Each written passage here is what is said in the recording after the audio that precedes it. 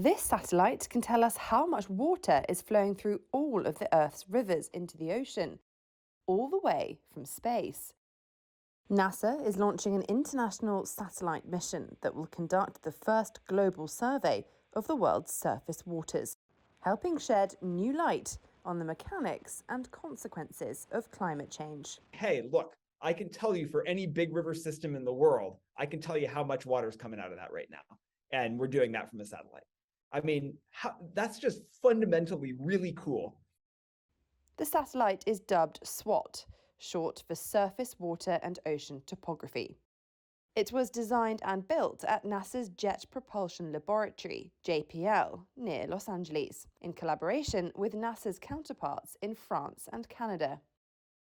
The satellite employs advanced microwave radar technology to give scientists an unprecedented view of the life-giving fluid covering 70% of the planet. Researchers say the data will enhance ocean circulation models, bolster weather and climate forecasts, and help manage scarce freshwater supplies in drought-stricken regions. NASA's SWOT freshwater science lead Tamlin Pawlski explains. So the big difference with SWOT is we're going to take this sort of static estimate where we can say, this is probably about how much water there is total in the world's lakes.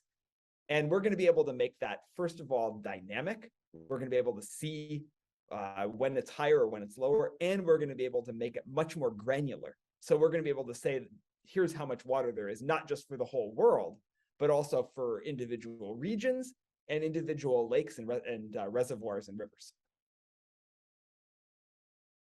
One major thrust of the mission is to explore how oceans absorb atmospheric heat and carbon dioxide in a natural process that moderates global temperatures and climate change.